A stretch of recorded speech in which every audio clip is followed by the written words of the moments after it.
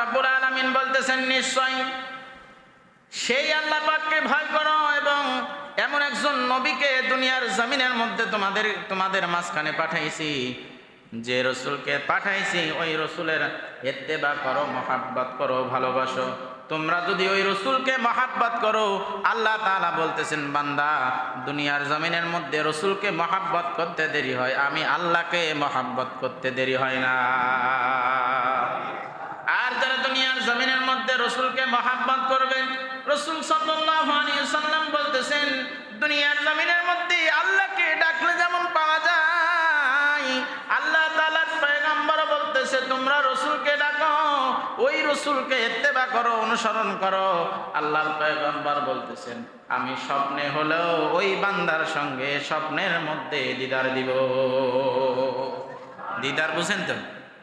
দিদার বুঝেন মানে দেখা করবে। মুসলমান ভাইরা আমার, আজকে জুমার নামাজের সময় বয়ান করেছি হলো জন্মের বিষয়ে। বিশ্বনবী জনাবে মুহাম্মদুর রাসূলুল্লাহ সাল্লাল্লাহু আলাইহি ওয়াসাল্লাম শুধুমাত্র জন্মগ্রহণ এই মাসে করে নাই, আল্লাহর পয়গম্বর এই মাসের মধ্যে আবার মৃত্যুবরণ করেছে 63 বছর পর।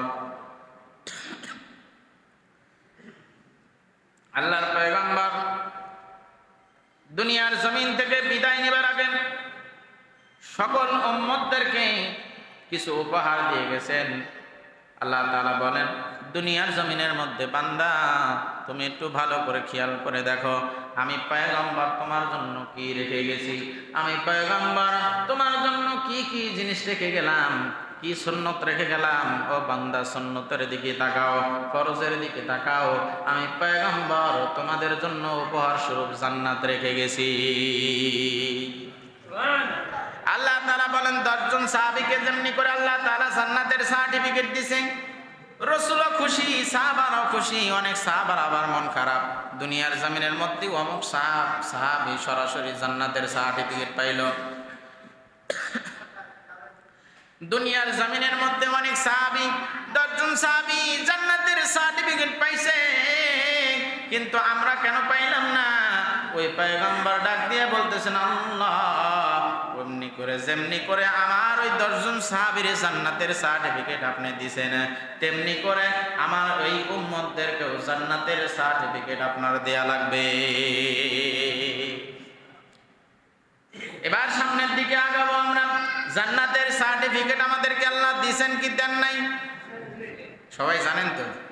জানি কিন্তু মানি না। কথা ঠিক? জানি কিন্তু মানি না। দুনিয়ার জমিনের মধ্যে জান্নাত আমার আছে, এরপরও জান্নাত পাওয়ার পরও বান্দা মানতেছে না।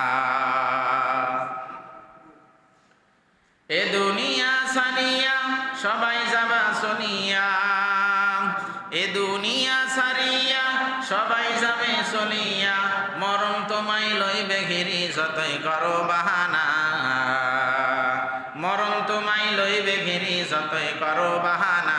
চিন্তা করে দেখো না কবরে কি যাইবা না, সেই কবরে আল্লাহ সারা বন্ধু কেহ থাকবে না, যেই কবরে রসুল সারা বন্ধু কেহ থাকবে না। চিন্তা করে দেখো না কবরে কি যাইবা না। ঠিক কিনা? ওই কবরের মধ্যে রসুল থাকবে কিনা? রসুল যদি বন্ধু না হয় আর আল্লাহ যদি বন্ধুত্ব না দেখায়, একটা বান্দা ওই কবর থেকে জাহান্নাম ছাড়া কোনো উপায় থাকবে না।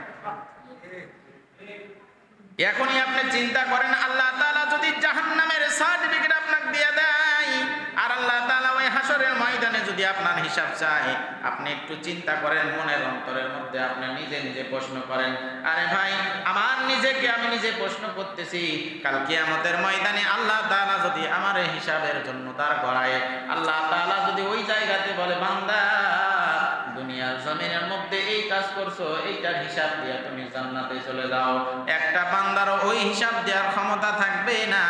কাল কিয়ামতের ময়দানে আল্লাহ যদি দয়া করে জান্নাতে না দেয়। মুসলমান ভাইরা আমার, বিশ্বনবী জনাবে মুহাম্মদুর রাসূলুল্লাহ সাল্লাল্লাহু আলাইহি ওয়াসাল্লাম ডাক দিয়ে বলতেছেন, আল্লাহ